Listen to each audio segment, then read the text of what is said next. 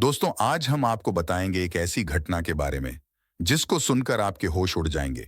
तो दोस्तों, ये घटना है एक 15 साल की लड़की की, जो दिखने में बहुत ही खूबसूरत और मासूम थी। और एक दिन वो अपने माता पिता से स्कूल की बोलकर घर से निकल गई और फिर कभी लौट कर ही नहीं आई। जब इस बात की खबर उसके माता पिता को हुई, तो उन्होंने अपनी बेटी को बहुत ढूंढने की कोशिश की, लेकिन उसका कहीं भी पता नहीं चला। फिर कुछ दिन बाद पता चला कि उसकी किसी ने हत्या कर दी। तो दोस्तों, आखिर क्या हुआ था उस लड़की के साथ? आखिर उस लड़की की हत्या किसने की होगी? तो चलिए दोस्तों, आगे बढ़ते हैं इस वीडियो में। 25 अगस्त 2022 को मुंबई के अंधेरी में रहने वाली 15 वर्षीय वंशिता राठौर अपने घर से स्कूल जाने की बात कहकर निकली थी। लेकिन जब वंशिता शाम होने तक भी घर वापस नहीं लौटी, तो उसके घर वाले परेशान हो गए। इसके बाद घबराए माता पिता ने वंशिता को आसपास के इलाके में भी तलाश किया, लेकिन फिर भी उसका कुछ पता नहीं चला। और आखिर थक हार कर उन्होंने पुलिस स्टेशन जाकर लड़की के लापता होने की रिपोर्ट दर्ज कराई। उनकी दी गई तहरीर के आधार पर अंधेरी पुलिस ने अपहरण का केस दर्ज कर लिया। अपहरण का केस इसलिए दर्ज किया गया था क्योंकि लापता लड़की नाबालिग थी। और फिर 26 अगस्त को, यानी एक दिन बाद, नया गांव के लोगों की नजर रेलवे स्टेशन के करीब झाड़ियों में एक सूटकेस पर पड़ी। वह सूटकेस जिस तरह से उस जगह पर पड़ा हुआ था, उसे देखने से ही लग रहा था कि शायद इसमें कुछ तो गलत है। और जब उन्होंने थोड़ा पास जाकर देखा, तो उन्हें सूटकेस से दुर्गंध आने लगी। इसके बाद वहां पर मौजूद लोगों ने तुरंत नया गांव रेलवे पुलिस को सूचना दी। क्योंकि यह मामला हत्या का था, इसलिए नया गांव रेलवे पुलिस ने तुरंत फोन करके अंधेरी पुलिस को इसकी सूचना दे दी। इसके बाद पुलिस ने मौके पर पहुंचकर सूटकेस के अंदर से एक लाश, एक स्कूल ड्रेस और एक कंबल अपने कब्जे में ले लिया। इसके बाद शव को पोस्टमार्टम के लिए भिजवा दिया गया। साथ ही पुलिस ने उस स्कूल ड्रेस की जांच करके स्कूल के बारे में भी पता लगा लिया। इसके बाद पुलिस ने उनको फोन करके थाने में बुलाया। जिस लड़की के घर वालों ने 25 तारीख को अपनी बेटी की गुमशुदगी की रिपोर्ट लिखाई थी, पुलिस ने उन्हें बताया कि हमें एक लड़की की लाश मिली है, इसलिए आप यहां आकर इस लाश की शिनाख्त कर लीजिए कि कहीं यह आपकी बेटी की लाश तो नहीं है। इसके बाद वंशिता के घर वाले दिल को कड़ा करके पुलिस के पास पहुंचे। वहां से उन्हें पोस्टमार्टम हाउस ले जाया गया। उन्होंने देखते ही पहचान लिया था कि यह उनकी 15 साल की बेटी वंशिता की ही लाश है, जो एक दिन पहले स्कूल जाने के लिए घर से निकली थी। वंशिता के माता पिता का रो रो कर बुरा हाल था। पुलिस ने उनको तसल्ली दी और उनसे कहा कि आपकी बेटी को तो हम वापस नहीं ला सकते, लेकिन हम उसके कातिलों को बहुत जल्दी पकड़ लेंगे। इसके बाद पुलिस ने उनसे पूछा कि क्या आपको किसी पर शक है, जिसने आपकी बेटी की हत्या की हो, या आपकी किसी से कोई दुश्मनी तो नहीं थी? जैसे ही पुलिस ने उनसे यह सवाल पूछा, तो घर वालों ने तुरंत जवाब दिया कि हाँ, हमें एक लड़के पर शक है, क्योंकि वह लड़का हमारी बेटी को परेशान करता था। और हमें शक ही नहीं, बल्कि पूरा यकीन है कि उसी ने वंशिता की हत्या की होगी, क्योंकि कुछ दिन पहले उन्होंने उस लड़के को बहुत डांटा फटकारा था और उसे चेतावनी भी दी थी कि अगर कभी उसने हमारी बेटी से दोबारा मिलने की कोशिश की, तो तुम्हारे लिए अच्छा नहीं होगा। इसलिए हो सकता है उस लड़के ने ही वंशिता की हत्या की होगी। उन्होंने पुलिस को बताया कि उस लड़के का नाम संतोष मकवाना है। साथ ही लड़की के घर वालों ने पुलिस को संतोष का मोबाइल नंबर भी दे दिया और उसके घर का एड्रेस भी बता दिया था। इसके बाद पुलिस ने संतोष मकवाना के बारे में और ज्यादा जानकारी जुटाने की कोशिश की। साथ ही पुलिस की एक टीम ने संतोष मकवाना के घर पर छापा मारा, लेकिन संतोष वहां पर नहीं था। और जो नंबर वंशिता के घर वालों ने पुलिस को बताया था, वह नंबर भी स्विच ऑफ आ रहा था। यह तो जाहिर सी बात है, जो सस्पेक्ट है वह बचने के लिए अपना मोबाइल तो स्विच ऑफ ही रखेगा। और पुलिस के लिए यही एक बड़ा झटका था, क्योंकि पुलिस को यह समझ में नहीं आ रहा था कि जब उसका मोबाइल भी स्विच ऑफ है, तो ऐसे में संतोष को कैसे पकड़ा जाए और कैसे उस तक पहुंचा जाए। यानी अब मुंबई पुलिस के सामने एक बहुत बड़ा चैलेंज था। इसके बाद पुलिस ने उस मोबाइल नंबर को सर्विलांस पर लगा दिया, ताकि अगर वह मोबाइल किसी समय किसी भी जगह पर ऑन हो, तो उसके बारे में पुलिस को तुरंत जानकारी मिल जाए। और फिर पुलिस के इस प्रयास का परिणाम बहुत जल्दी सामने आ गया। 27 अगस्त को पुलिस ने देखा कि संतोष का मोबाइल केवल 10 सेकंड के लिए ऑन हुआ था। जैसे ही पुलिस को पता चला कि मोबाइल ऑन हुआ है, तो पुलिस ने तुरंत यह पता लगाया कि यह मोबाइल ऑन किस जगह हुआ था। लेकिन जब पुलिस ने सर्विस प्रोवाइडर से और दूसरे रिसोर्सेज से पता किया कि यह फोन नंबर कहां पर ऑन हुआ है, तो उन्होंने बताया कि यह फोन मुंबई में नहीं बल्कि गुजरात की राजधानी अहमदाबाद में है। इसके बाद यह पता लगाया गया कि अहमदाबाद में किस जगह है और उसके टावर की लोकेशन क्या है। पुलिस को पता चला कि अहमदाबाद में रेलवे स्टेशन का जो टावर है, उस टावर से यह मोबाइल फोन मात्र 10 सेकंड के लिए कनेक्ट हुआ था और फिर स्विच ऑफ हो गया था।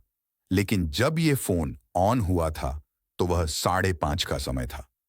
अब पुलिस को लगने लगा था कि हो सकता है संतोष, मकवाना और विशाल यह दोनों किसी ट्रेन में बैठकर मुंबई से अहमदाबाद पहुंचे हों और अहमदाबाद में ही उतरकर कहीं छिपने की कोशिश कर रहे हों।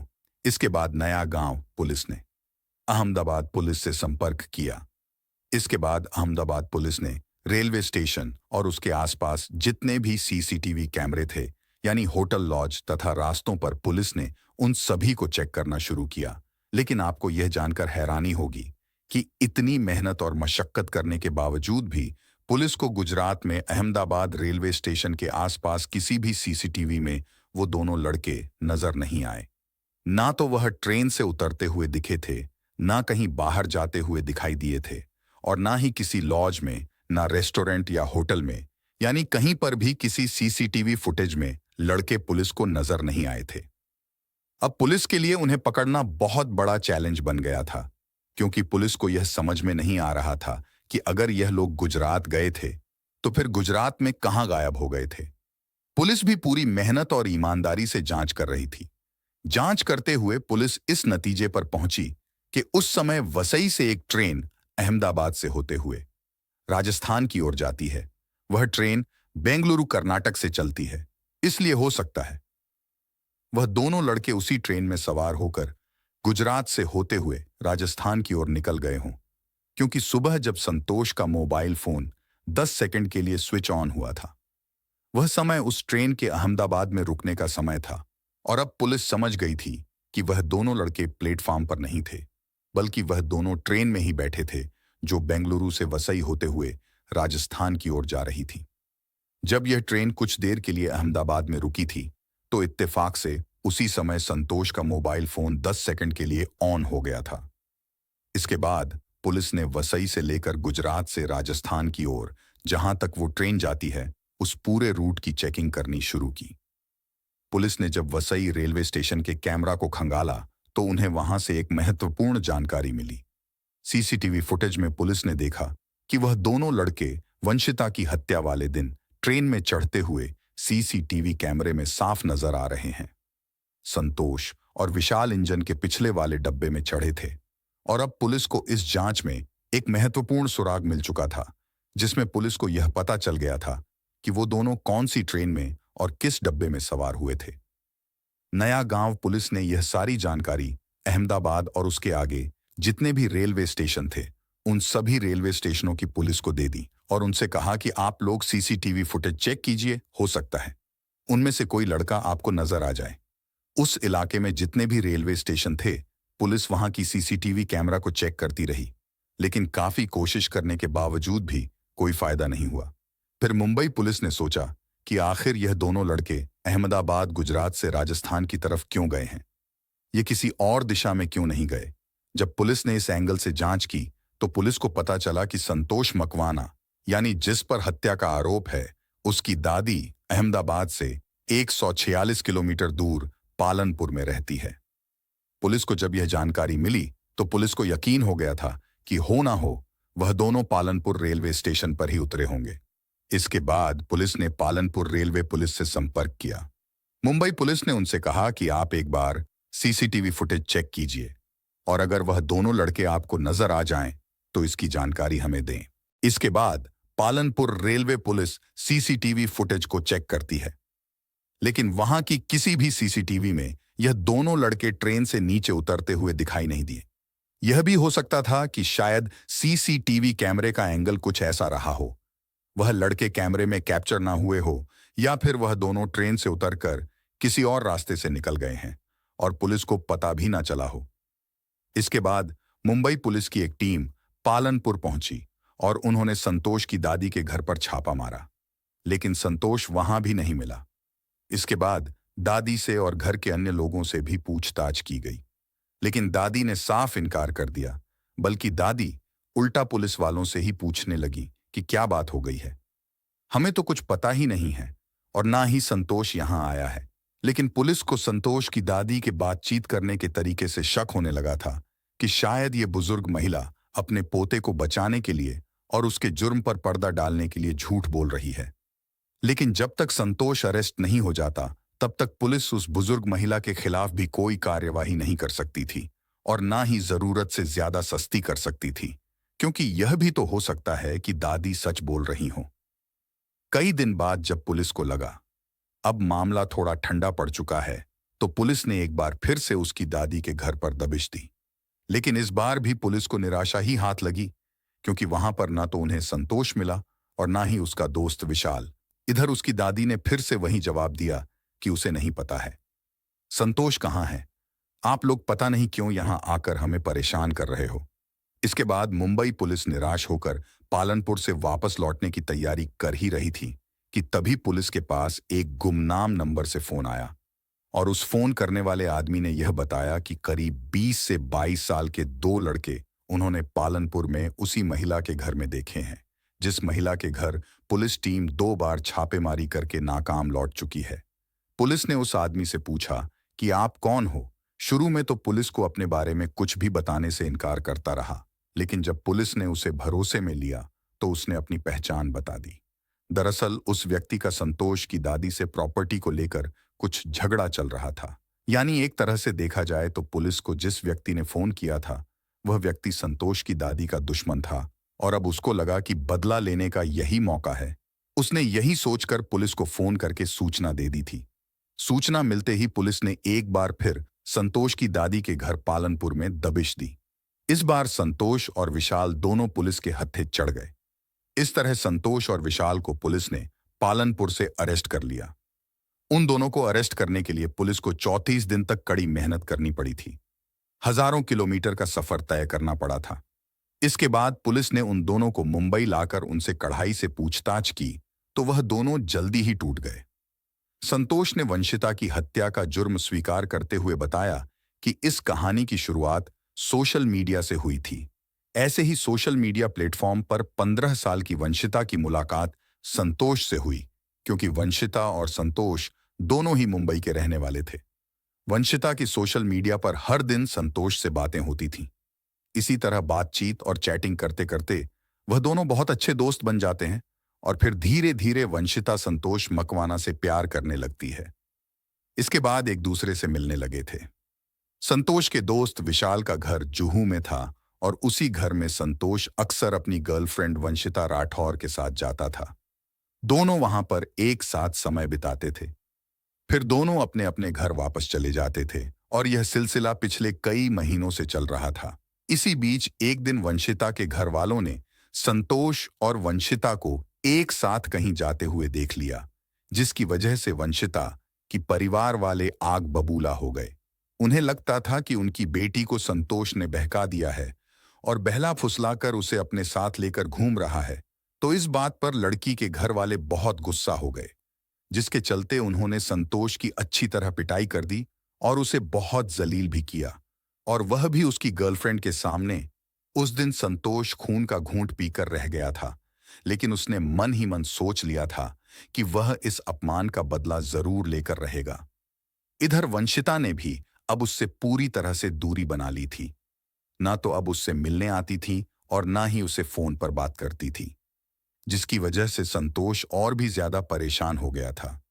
इसके बाद संतोष अपनी गर्लफ्रेंड वंशिता से आखिरी बार मिलने को कहता है कि प्लीज मुझसे आखिरी बार मिल लो। संतोष ने कहा कि मैं जानता हूं तुम्हारे घर वालों ने तुम पर पाबंदी लगा दी है, मेरे साथ भी तो उन्होंने मारपीट की थी, लेकिन फिर भी मैं चाहता हूं कि हमारा प्रॉपरली ब्रेकअप हो। वंशिता मिलना तो नहीं चाहती थी, लेकिन जब संतोष बहुत ज्यादा दबाव बनाने लगा तो वंशिता मान गई कि ठीक है, मैं आखिरी बार तुमसे मिलने के लिए आती हूं, लेकिन यह आखिरी बार होगा क्योंकि मैं अपने परिवार वालों के खिलाफ नहीं जा सकती। उधर वंशिता के घर वाले अपनी बेटी को ढूंढ रहे थे, क्योंकि वंशिता स्कूल जाने के लिए घर से निकली थी। इधर संतोष उसे अपने दोस्त विशाल के जुहू वाले घर पर लेकर आ जाता है, जहां वह पहले भी मिला करते थे। इसके बाद संतोष वंशिता को मनाने की बहुत कोशिश करता है, लेकिन वंशिता हर बार एक ही जवाब देती है कि वह अपने घर वालों के खिलाफ नहीं जा सकती। इधर संतोष भी वंशिता को छोड़ने के लिए हार नहीं मानता है। उसके मन में बदले की आग तो पहले ही भड़क रही थी, फिर भी वह चाहता था कि हमारा रिलेशनशिप पहले की तरह ही चलता रहे। लेकिन वंशिता संतोष की पिटाई के बाद बहुत ज्यादा घबरा गई थी और वह तय कर चुकी थी कि अब वह संतोष के साथ रिलेशन में नहीं रह सकती। बस इसी बात को लेकर वंशिता और संतोष के बीच झगड़ा बढ़ जाता है और संतोष तो पहले से ही यह सोचकर आया था कि अगर वंशिता ने मिलने से इनकार किया तो वह उसे जान से मार डालेगा। इसलिए वो चाकू भी अपने साथ लेकर आया था।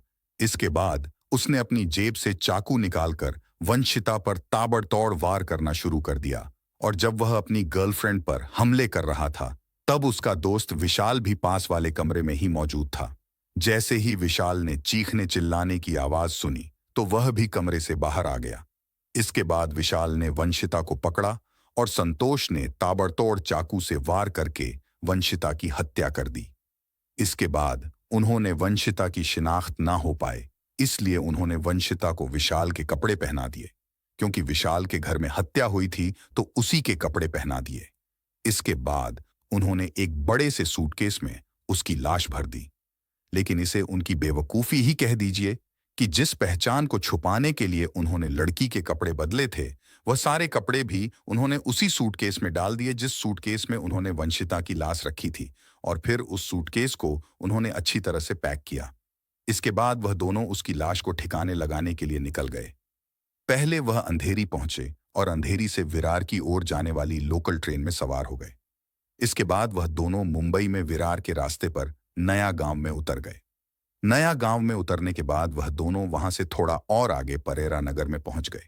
वहां पर उनको घने जंगल दिखाई दिए, क्योंकि वह जगह आबादी से थोड़ी दूरी पर थी। इसलिए उसी जंगल में उन्होंने उस सूटकेस को फेंक दिया जिसमें वंशिता की लाश थी। सूटकेस फेंकने के बाद संतोष और विशाल दोनों फिर से वापस रेलवे स्टेशन पर आए और ट्रेन में बैठकर वहां से पालनपुर के लिए निकल गए। विशाल और संतोष के इस पूरे बयान के आधार पर उनके खिलाफ चार्जशीट तैयार की गई। इसके बाद उन्हें कोर्ट में पेश किया गया, जहां से उन्हें जेल भेज दिया गया। हालांकि यह केस अभी भी कोर्ट में चल रहा है और दोनों आरोपियों को कोर्ट द्वारा कड़ी से कड़ी सजा जरूर दी जाएगी। तो दोस्तों, दोस्ती के चक्कर में इन दोनों लड़कों ने वंशिता राठौर की जान ले ली। तो दोस्तों, अगर आपने इस कहानी को अंत तक सुना है तो बताइए इस कहानी के बारे में आपकी क्या सोच है, या आप क्या सोचते हैं इस घटना के बारे में। तो दोस्तों, कमेंट में बताइए, और ये कहानी आपको अच्छी लगी तो अपने दोस्तों को शेयर करना। और अगर आपने मेरे चैनल को सब्सक्राइब नहीं किया है तो प्लीज फ्रेंड, पहले आप मेरे चैनल को सब्सक्राइब कर लीजिए, जिससे समाज में हो रही ऐसी घटनाओं की जानकारी आपको मिलती रहे। तो चलिए दोस्तों, मिलते हैं आपसे अगली वीडियो में नई घटना के साथ। धन्यवाद।